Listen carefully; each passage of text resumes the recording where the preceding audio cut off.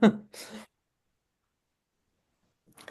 afternoon, everyone. I'm Amherst Williams. I am the Executive Director of the Connecticut League of Museums, and I want to welcome you to today's program where we are spotlighting the 1772 Foundation grants, the opportunity for this year from Preservation Connecticut.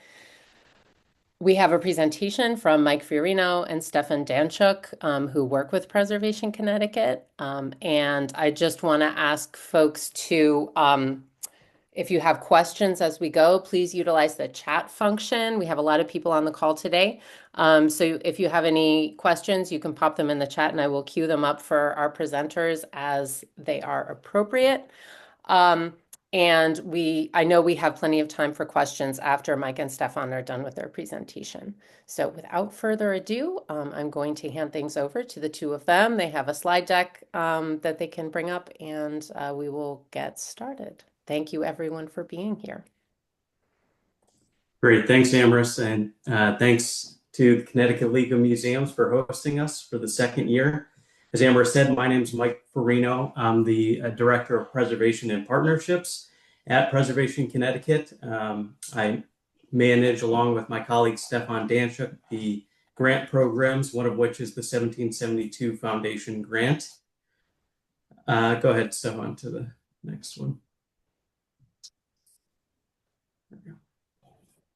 For those of you that are not familiar with our organization, Preservation Connecticut is Connecticut's statewide private nonprofit historic preservation organization. We were founded in 1975 as the Connecticut Trust for Historic Preservation by a special act of the Connecticut General Assembly. We have a staff of 9 preservation professionals, and we work every day to preserve, protect, and promote the buildings, sites, and landscapes that contribute to the vitality of Connecticut communities. And for 50 years, we have successfully advocated for the protection of remarkable historic assets by leveraging funding like this program, building community support, promoting partnerships, and advocating for stewardship. Next slide. This program is it's a partnership between Preservation Connecticut and a separate nonprofit called the 1772 Foundation. And this program is only made possible because of their generosity and support. The 1772 Foundation, a little history on them, was named in honor of the organization's first restoration project, which was Liberty Hall in Union, New Jersey. It was an estate built in 1772 by William Livingston, New Jersey's first elected governor. And the residence was home to generations of Livingston and also the Keene family, including Stuart Barney Keene, who founded the 1772 Foundation in 1984. And since Mr. Keene's death in 2002, the foundation has grown from a $2.1 million private foundation to one with over $80 million in assets. And in the 20 years since then, the foundation has awarded more than $60 million in grants for historic preservation projects across the country, and now even some in Europe. Next slide. Preservation Connecticut and the 1772 Foundation have been partnering since 2011. So this will be our 15th year. And in that time, Preservation Connecticut has awarded over $1.8 million in funding to some 200 nonprofit projects from around the state. And of course, that leveraged a significantly larger amount of money. Next slide.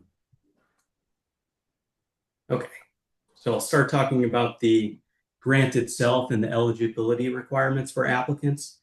The grants are for the maintenance and repair of historic properties. Grants awards are up to $10,000. There's no minimum award, but the grants are one-to-one matches, meaning that for every dollar an applicant receives from the grant, they must also put in $1.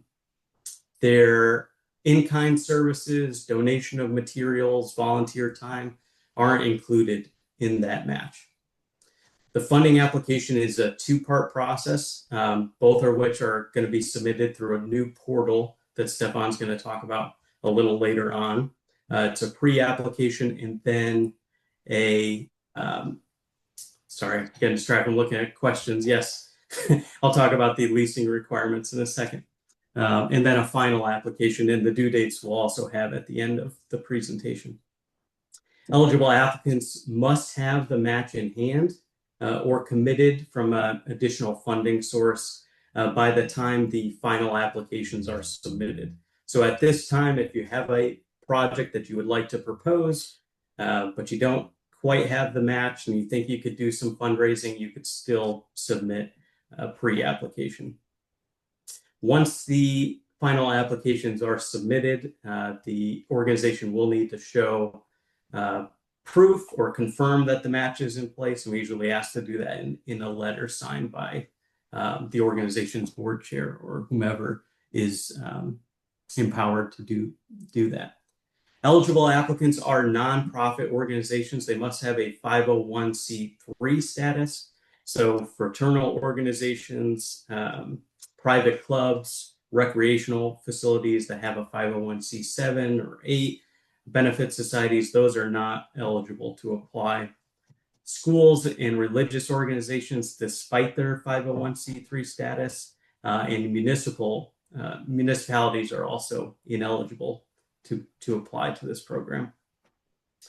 The applicant must own the building for which the grant is being applied, or to answer the question, they must hold a long-term lease. We usually define a long-term lease as at least 20 years or more, so not annual year-by-year leases. And for this grant program, historic buildings, as I said, this is for historic buildings. This is buildings that are included on the state or national register. If you're not sure if your building is, you can reach out to us and we can help you determine that. Or buildings that are 50 years or older and that the applicant can demonstrate that they have historic significance. So they don't necessarily need to be listed on the state or national register. Another requirement is that an organization that has received 1772 funding must have their former projects completed and closed out. And this may be in our frequently asked questions section, but I'll address it now. Applicants that received funding last year are not technically ineligible to apply, but the demand on this program is very high. So I would say that it's not likely that we'll fund projects in back-to-back years. It's not impossible. So I'd encourage you, if you did receive funding last year and you're thinking about applying again, to reach out to us. Okay, next slide.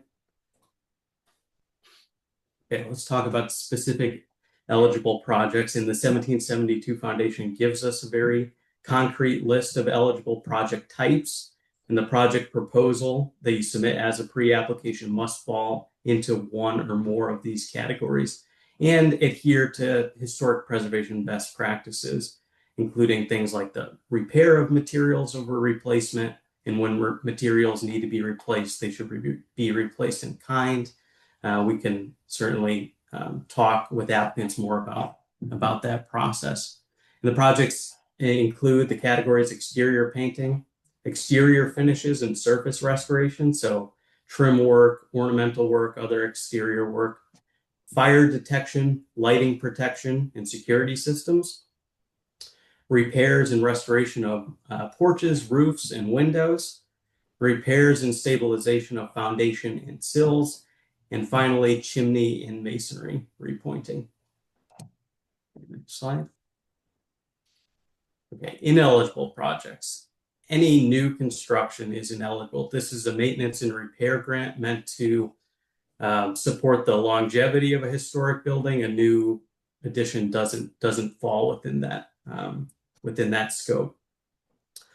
Also ineligible is the wholesale replacement of historic materials. So, for example, if you were to propose a project that was going to replace all the exterior clapboards on a house, or was going to replace all the historic windows, we would not fund something like that. Treatments that will adversely or permanently impact the historic character of the property are ineligible. For example, the removal of architecturally defining features such as ornamentation, historic additions, porches, things of that nature. Anything that would change the historic character of the property. The grant will also not pay for mechanical systems. And finally, projects that utilize historically inappropriate, untested, or products that are known to harm historic materials aren't eligible. And if you're unsure about a project proposal, that could be part of our consultation with you. Okay. What makes a compelling application and project? So here are some of the categories that we consider when evaluating applications. Of course, one of the first would be historic significance. The grants are designed to help protect and promote historic places. So historical significance of the buildings is important, but it's also important that the applicant has the ability to articulate that significance in an application, particularly if there isn't already documentation that the building's historic, as if it's not on the state or national register. The applicant's ability to demonstrate that significance is all the more important. We do look for diversity of stories in historical significance, so places that are associated with stories of underrepresented communities. It should be highlighted in an application. Urgency is an important, really can be compelling for an application depending on the circumstance. Projects that protect the integrity or longevity of a historic building may be given priority in the selection process, assuming that the issues are not the result of willful neglect, of course. And projects that address active water infiltration, for example, or structural instability that limit, there may be an issue with visitor access limit or safety. Those should also be things that should be highlighted in an application. Commitment to preservation. Applicants who demonstrate a history of good preservation stewardship or organizations that may not have a track record of preservation work but have clear preservation goals will be given priority. Commitment to preservation can be demonstrated in many ways, including, but not limited to, success in previous projects, both capital and planning projects. The activity of the organization's building committee or facility staff. A lot of historical societies don't have professional facility staff, of course, but they may or should have a building committee that's keeping an eye on things that are happening with the building. And of course, the adherence in the past to professional preservation standards and also documentation like condition assessments for building or even a lower bar maintenance plans for that could be developed by building committees. Community is a big part of what we look for in good applications. Organizations that play an active role in their community generally make strong applicants because they have lots of programming, events, and in general, we're looking for solid evidence that the organization is open to the public or has or will have a significant local public benefit. Creativity, projects that reuse in a sensitive way spaces that help revitalize or open the building to the public are often given high marks. And sustainability, organizations that factor in things like climate change, increases in rain, those will also be given priority. And best practices, I've already said this, we can talk in more detail, of course, one-on-one about what kind of projects we will and will not fund. But again, the best practices is repairing materials that can be replaced or repaired, and then when replacing materials, replacing those materials in kind, which means with like material, like craftsmanship. And of course, work, if you're invited to submit a final application, you'll have to submit quotes for the work that you're proposing, and those quotes should be submitted by qualified individuals that have had some experience doing the types of projects you're proposing. Okay, so I'm going to hand it off to my colleague, Stefon. We have a new grant portal through Connecticut Humanities that we're using this year. It's going to quickly go through it, and he's going to go over some frequently asked questions, and then we'll have plenty of time for your questions. Thank you, Mike. Yeah, so Stefon Danczuk. I do a lot of the administration stuff, and I'm very happy that we are partnering with Connecticut Humanities for this great grant portal for those that have used our system before. It was a little clunky. It wasn't perfect. So now we've got something much better. I'll say the first thing is that you can save your progress as you're doing the application. So no more having to reload the page over and over again and plan everything out. But this is the first page you'll go to find our grant. This is on our website, preservationct.org. If you go to the 1772 page, this is what it looks like, and you'll see that button. Click here to submit a letter of inquiry. When you click on that, it'll take you to the new grant portal. I've included the URLs here just in case folks want to do that. We'll be providing the slides afterwards, so you can use these links directly to go if you'd like. But this is what the login page looks like. If you've already received a grant or applied for a grant from Connecticut Humanities through your organization, you will already have an account, so you'll use whatever account you've used in the past.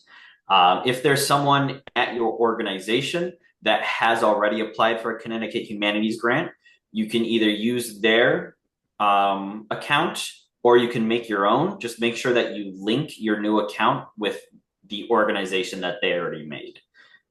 We have the ability to link on our back end.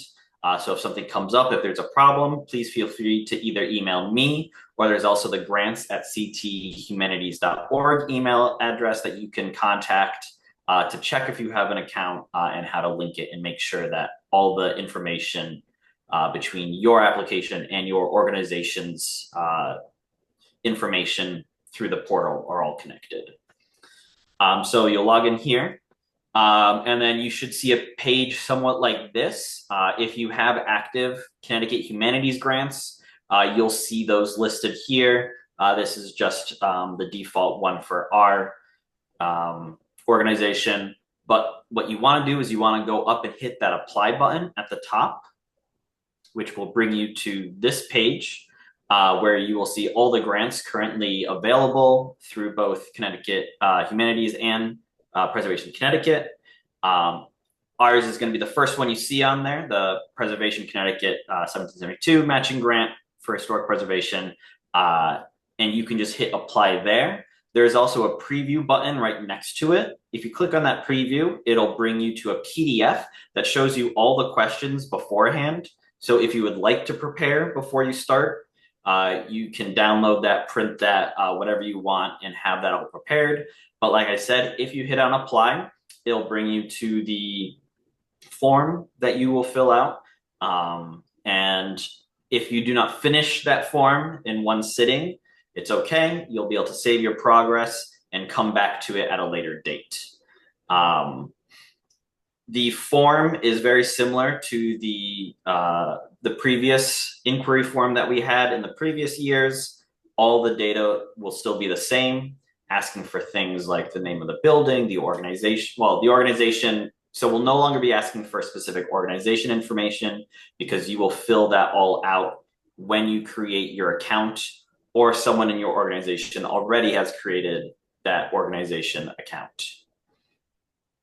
So it'll be information about the building, the project, and again, the things that Mike went over, what type of project you're going to be doing. We'll ask for estimates of costs. We do not expect hard costs. But again, in the LOI, all of that is laid out pretty clearly. Of course, if you have questions while you're filling it out, we are always happy to answer them. But here are some of the frequently asked questions we get, so we can maybe get ahead of your question. First one is, can the grant be used to cover work already completed or that has begun? The answer is no. This grant is not eligible for reimbursement. So if a project has already started, please do not apply for that grant. You will not be funded. Is interior work eligible? The only kind of interior work is if it's related to structural issues or if it's something that relates to exterior repairs. So things like interior wood restoration, paneling, plaster, any kind of basement work besides if it deals with the foundation walls, if you're putting in like vapor barriers or something like that, none of that will be eligible. Can these funds be used to match SHPO or other state funds? Yes, and since it's a private grant, you can match it with state grants. We also recommend potentially trying to use our grant and other private foundation grants to match each other to the best of your ability. How long does an applicant have to complete the project? It is a 1-year time frame for the grant from the signing of the contract. Contracts are generally released at the start of May. So it's May 2026 to May 2027 for this grant round will be the length. What happens if the organization does not complete the project in 1 year? We do allow some applicants to extend the grant timeline. We'll ask you to fill out a extension request form where you will outline the issues that have popped up and your potential new date of completion, and we'll evaluate this based on how the evidence of the project readiness. Will it be completed in a timely fashion before then? We do ask that if you are not ready to complete a project within a year, you should consider waiting before applying, because as Mike said, that will be something that we grade applications on, is their project readiness. Is the grant competitive? Based on the number of people in this Zoom meeting, I would say yes, it is. Last year, we received 81 letters of interest and pre-applications, so we expect to see similar numbers this year. Generally, we only give about 15 grants out by the end, so it's a lot of work to whittle that down. So understand that when you apply. Can my organization apply to do work on more than one building? Not typically. We would not award those kind of grants unless somehow you can show that the project is beneficial to 2 buildings in proximity. Things like roof repairs might be eligible for that because you've already got the crews out there, you're getting the scaffolding and stuff. But generally speaking, the 1772 Foundation and Preservation Connecticut likes to see small, discrete projects that the money is going towards instead of a large, overwhelming project. Which goes into the next one. Is there a limit on how big a project can be? The answer to that is no, there is no official limit, but generally projects that are over 50,000 are not considered, as there are other resources, other grants that you can apply for, mainly the State Historic Preservation Office's Historic Restoration Fund grant that are better suited to those larger projects. Again, if it's going over 50,000, the investment of the 1772 Foundation is a little more minimal, and we like to be able to show a larger impact with these funds. How will funding be distributed? If awarded, we will disperse 100% of the funds upon receipt of a signed contract and sign in some kind of agreement with the contractor for a start date. We will then give you the full amount at that time. And then, like Mike touched on before, can an applicant be awarded 2 years in a row? There is no rule, but again, due to the competitive of this, it is unlikely that an applicant will be awarded back to back. Do you have something to add, Mike? No, that's great. And then what happens if my organization is not invited to apply or is not selected? Preservation Connecticut staff is here to help everyone's projects, even if we don't think it's the right fit for our grant program. We are happy to come out and talk to you about other funding programs, or maybe we thought that you weren't quite ready to receive these funds, but your project is still valuable and we think that it's worth pursuing. We can come out and help you do some preservation planning, discuss some of your shortcomings and how to be more robust for the next round of applications. What do I do? No. What information will I need if my organization is invited to apply? So we ask for a clear scope of work. So this is something like we are going to restore all 10 historic windows in our historic building. We are going to replace the roof of this building. We are going to restore and repaint the exterior porch of this building. Something like that, that fully encompasses what the project is and what the type of work you'll be doing on it. We ask that you have a financial match in place. And this is all going to be for the final application, not for the letter of inquiry. We ask that you have 2 competitive bids from qualified contractors. The organization will be allowed to choose which bid to go with. Preservation Connecticut just likes to know that you have done a little shopping and that the contractors are outlining the proper historic preservation methods in their quotes. We also require invited applicants schedule a site visit appointment with one of our circuit riders to discuss the project beforehand. I highly recommend either getting ahead of that now, especially if you're unsure about your letter of inquiry, specific projects that you're interested in doing. This would be a good time to meet with us. And this way, when we're discussing the LOIs and later the final applications, you have someone on the staff that can kind of vouch for you and say like, oh no, I was out here. This is definitely something that they need to get accomplished right now. And they even have plans for, so we can have a better understanding and supplement anything that might be missing from your written applications. So those are some of the. Great, thanks, Amherst. So I'll just speak very briefly on our circuit rider program. So Preservation Connecticut has a number of staff that spend a great deal of time in the field, reviewing projects, helping applicants, helping churches, municipalities, nonprofits, organizations of all types come up with preservation plans, funding strategies. So that's the circuit rider program that Stefon is referring to. And they'll be the ones that you'll talk to about your individual applications. In Amherst, I think we could open it up for questions. Excellent. I think the first question that we have in the queue relates very much to the review process that we're kind of talking about right now. So there's a question about who reviews since there are 2 stages, if you can talk about the review process, like who's reviewing the letters of intent, who's reviewing the final applications? Is it Preservation Connecticut staff? Is it a peer group? Is it folks from 1772? Can you talk a little bit about that process? Yes, there's really a 3-stage process. The letters of interest, pre-application, we use those terms kind of interchangeably.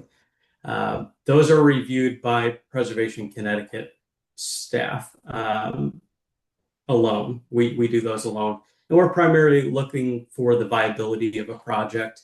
Does it meet preservation standards? Is there evidence that the organization has the capacity to complete it within that 1 year? So that's the first process. Once people are from that, people are invited to apply. The applicants are reviewed again by Preservation Connecticut staff and then a committee of board members of Preservation Connecticut. We do sometimes include some outside peer reviewers in our staff process. And then the 1772's Board of Trustees will also have the final say in the selection of the projects. Great. Thank you for explaining that process. We have a question from Regan. Are historic barns eligible for funding under this grant opportunity? Yep, if they meet, we fund lots of barn projects as long as they meet the other requirements of ownership, use, and they meet the qualifications in terms of the type of project. Yeah, absolutely. Barn projects are really common for us. Great. Are you folks done with your slides? Because if so, I'm going to just kind of open things Oh up yeah, to yeah. wider questions if you're ready. Oh, actually, we do have Stefan. You want Okay, to why go don't you over? finish things up and then we can Sure. see. Yeah. So we just have a next steps page.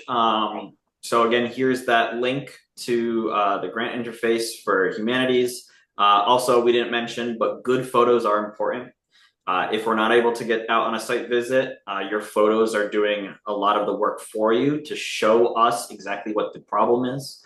I think using your cell phones, if you have the ability to just take a few photos, nice wide shots of the whole property, and then a close up on the problem area are great. And then you can upload those right to the portal.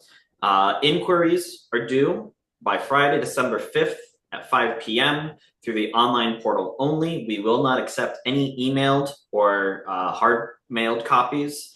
Please use the portal for our records and everything. We will then send out invites to start the final application on December 19th. So, early Christmas present, maybe. And then final applications will be due on February 13th, 2026. And it takes a few months for us to review it, for 1772's board to review it. So the grant awards are usually announced at the beginning of May 2026. And there's a link there for scheduling a site visit with a Preservation Connecticut circuit rider to ensure that we understand your project and advise you on the best practices. So a quick thank you to Connecticut League of Museums for hosting this for us, and the 1772 Foundation, obviously, for funding all this great work. Our emails, should you need them for any additional questions after this. But again, I think this is all going to be sent out in a follow-up email, and then just, we're on Facebook, Instagram, LinkedIn. Follow us. That's that. Great. Thanks so much, Stefan. Okay. We had another eligibility question that goes back to the question that was asked at the beginning. Peter asks if you are not the owner, but you maintain the historic preservation of the buildings and give tours, are you eligible? If there's no formal agreement between the group that manages the building and the owner, no, that group that manages it is not eligible. But I don't know if the owner is a nonprofit, then that owner could apply, but not if it's a municipally owned building. So it has to be some kind of formal agreement between the operator and the owner. Okay, we're getting a bunch of questions now. So Michaela asks, is a cyclical maintenance plan still required to apply either for the letter of intent or for the full application? For the full application, a maintenance plan should be included. We don't necessarily require it, but I would say that it's important to at least take a try at creating one before an application. It's useful for us to determine, I may not have spoken directly on this, but prioritization of project is really important. If we can't understand that a project is a priority for your organization, if there's evidence that, for example, that, these are real world examples, but, lots of places will come in with window projects, window restoration projects when there's failing roof, for example. If we can't see that the project is a priority by having an application that demonstrates the entirety of what's going on at the property, it's difficult for us to evaluate. So it definitely gives the applicant a leg up to have some kind of maintenance plan. Thanks, Mike. Dee Dee just wanted to clarify, when's the best time to request a circuit rider visit? After the letter of intent has been accepted? Before? Does it matter? What do you recommend? Well, sooner, as Stefan said, sooner the better. Certainly if everyone in the in the meeting here requested a site visit all at once, we wouldn't get out to all of them by December 5th. But we do tend to get a flood right before applications are due. But if you can't make an appointment before the pre-application is due, I would definitely encourage everyone to at least send us an email asking about the project or give us a call. We could talk on the phone before we set up a site visit. But if you're ready for us to see a project, you could start scheduling a visit at any time. Great. Peter's asking a follow-up question about if the town owns the building, but your organization owns the historical artifacts within the building, does that matter? Or do you still need that lease agreement, long-term lease agreement, or some other kind of agreement in order to be eligible to apply? You would still need some kind of official agreement. Yeah. And Peter, I think if there are more questions, I think, this would be a good follow-up conversation to have with Mike and Stefan.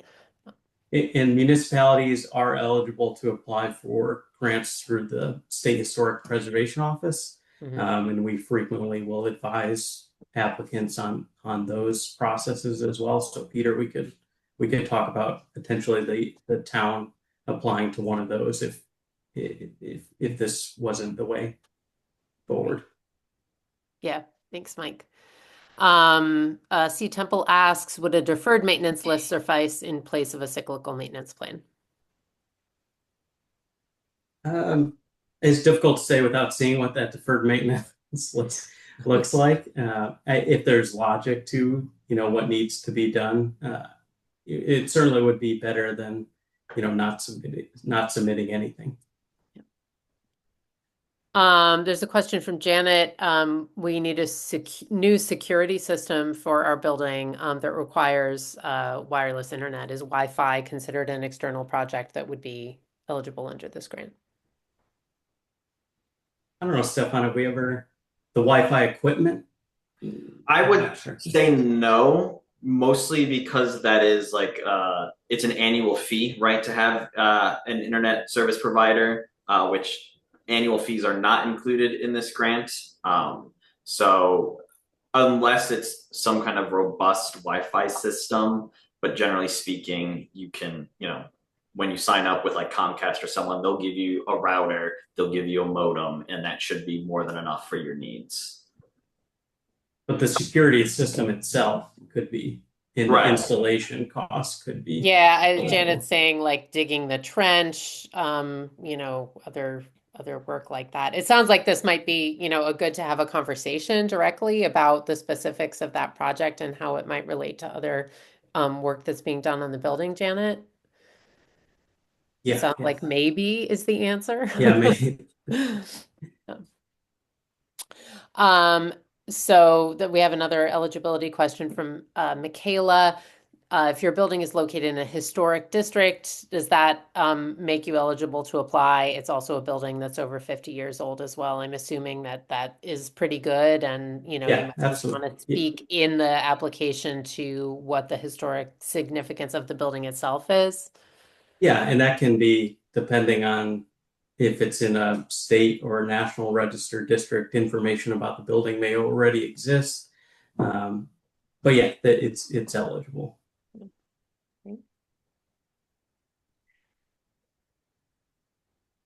I'm gonna move this to the gallery in case anybody wants to raise your hand and ask a question live. Since I think we've gone through just about everything that's queued up in the chat, just so I can see folks. Feel free to raise your hand or unmute yourself, and you can do that by this, or better yet, use the Zoom function since you're on 3 screens for me here. So.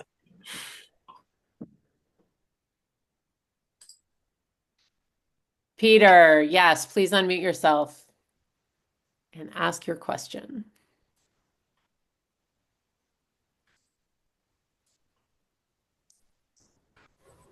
There you go. Oh, wonderful. The issue, our building that the properties originate in 1669, and it was donated to the town and designated as a park about 45 years ago. Our organization was created. It is a 501c to manage tours, to have events, to look at the preservation of the property. Who do I call to explain what's going on, to find out if there is a fit or isn't a fit? I'm very new to this, and I've kind of been asked to take a look. I'm willing to drive wherever I have to drive to have a one-on-one. If you guys need a little video presentation, we have a charming story about the properties, but Where is this, Peter? it's in Stratford, Connecticut. That the town physically owns the property. It was Are you given talking to about the Booth Park? Booth Park. Yes. You're familiar? Yes. We're looking to really expand the park interrelates with everybody, gives tours. I'm designing right now a self-guided QR tour for the park. We're trying to upgrade our internet so that there's better communications, and we're looking to expand our membership. One of the things that we don't really have is our security system. It is town tied into the town. People sneeze, it goes off. We don't really have a robust fire system, and we're just trying to understand whether we fit in somewhere or really where we fit in. Yeah, I think you can make an appointment with one of us. We could come out there and talk to you. We could look at the building specifically that you're talking about. How do I contact you guys? I've been leaving phone messages. I think there were a couple other questions about that as well. So there's a specific form that you use to contact a circuit rider. I think we could send in a follow-up email. Oh, thank you. Yeah, that would be wonderful. You submit that, a request, and then we'll get back to you. I think that's probably the best way. We could talk about various options and projects. But yeah, I've put it in the chat like a few times. There's information about the circuit riders, and it really is the best way to schedule your visit, and they can send somebody down. Lorianne I was just going to say, you could also just reach out to Stefon or I, and we'll just send the link for you. So if you have any trouble finding it. Great. Thank you so much. Yeah. Thanks, Peter. And I'll just add that Lorianne from Glebe House is mentioning in the chat that they have recently experienced a similar scenario to what Peter's going through as far as ownership is concerned, and they have in the past received 1772 funds. So, it sounds like a good way forward is to really just having a one-on-one with some of the staff from Preservation Connecticut, and they could advise you about better understand the situation, take a look at what you've got on your hands, and then think with you about this and other funding opportunities that might be out there to help you achieve the projects that you're looking to achieve. Other questions?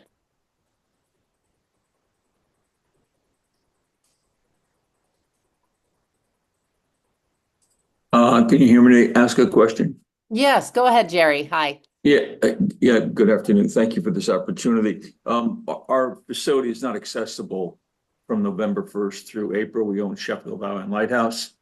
Actually, we just pulled our ferry boat last week and pulled our docks yesterday in terms of inspection. How does that play out? In terms of, so what kind of project are you? Some window and roof repairs.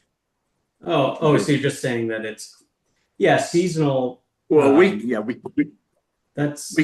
there in time to do it later on, but we just, the facility, the island's closed. Yeah, it's not an issue that, facility might be closed certain times of the year. We're really looking that it's open in regular intervals, and that when it is open. We run from April through September with public tours and education. Right, so I was speaking of inspections that may be required on your part before we get the grant. Okay. That may be difficult. We might have to talk about that. Okay. We'll see what we can do in terms of photography, but that might be useful too. It might be useful. Okay. Thanks. Okay. We might have to make an exception for you, Jerry. We've got the drone, right? We do have a drone. That's awesome. Yeah.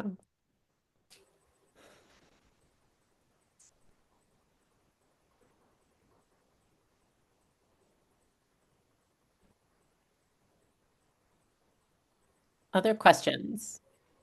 As you can see, is a great time to get a little personalized input on what you've got in mind.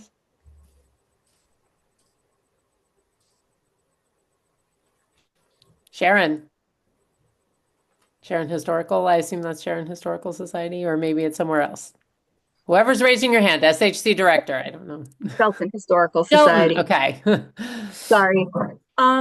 So for this grant, if it's, for example, we need multiple things done on our barn, could we kind of roll them together? So like if we need roof repairs, but we also need like some pest management, can we roll that together in one grant? Or We have done multiple projects together, particularly if one's very small, like the pest management. That's more of a recurring thing, though. I don't know if we've actually ever funded pest management, but if ours you're is like repairing, getting rid of powder post beetles. So it's hopefully a yeah, one-time deal. yeah. So that's like one of those. I'd say that you shouldn't wait to get a grant to do that one. That should be done sooner than later. I don't think we would pay for that if there was damage that needed to be repaired, structural damage. Potentially that could be Okay. eligible. All right. Thank you. Yeah, sure.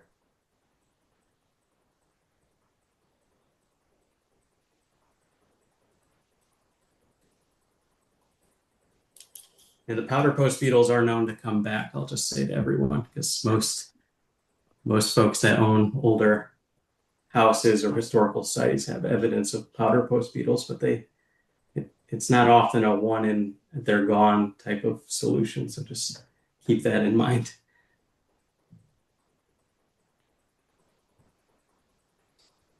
Do we have any other questions for our presenters here? So where's that? Go ahead, It's you. Am I on? Ed, or I assume Ed and someone else. Wait, that's you be it. Hi, Dan Booker from North Stonington Historical Society. Hi, North One- Stonington. Yeah, right.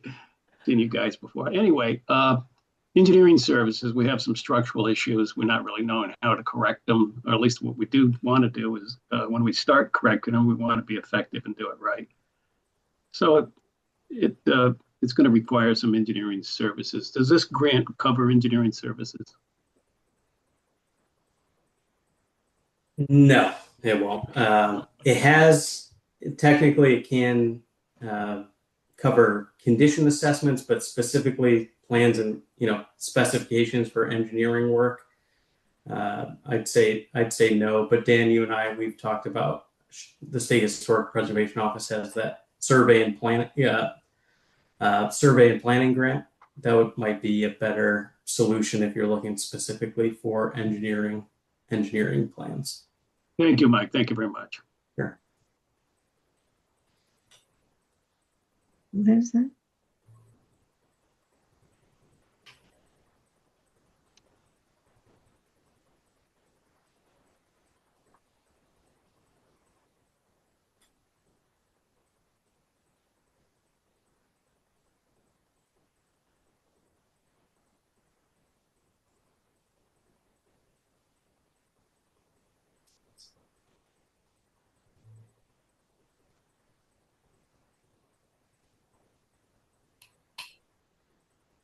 Okay. I'm not seeing any. Oh, did you want to add a follow-up there, North Stonington?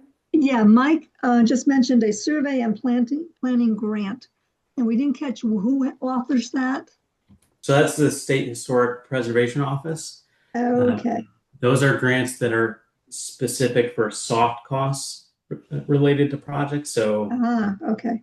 architectural fees, engineering fees, plans and specifications. Gotcha. Even other projects like listing properties on the state or national register could be eligible through that grant program. Those are eligible for both nonprofits and municipalities. Gotcha. Perfect. Thanks. Okay. Thank you. I'm popping a link in the chat right now to the survey and planning grants from the State Historic Preservation Office, just so you have that. And as I said before, if you do have a site visit with us, we often will talk about those programs as well to try to fit you into wherever we think is the best program for you.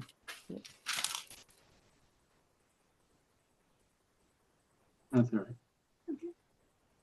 Great. Well, thank you, everyone. Thanks Let's for give a joining. special. Oh, is there anything else you want to say, Mike and Stefan? No, thanks for everyone for joining. I'm sure we'll hear from a lot of you, so we're looking forward to it. Yeah, that is definitely. So I will be sending out a follow-up email with a link to the recording. Mike and Stefan will send me a copy of their slides and I'll get those out as well as a few of the resources that we have talked about, the link to the grant portal, link to the webpage with more information on how to submit your letter of intent. And the link to contacting Preservation Connecticut to request a circuit rider visit. I think those are kind of the three things that came up the most. So thank you all for being here, and a special thanks to Mike and Stefan for sharing more information about this funding opportunity. And if you have any questions, you can feel free to reach out to them directly. Thank you so much for being with us today, and I hope to see you at a future League program. Have a wonderful afternoon, everyone. Thank you. Bye-bye.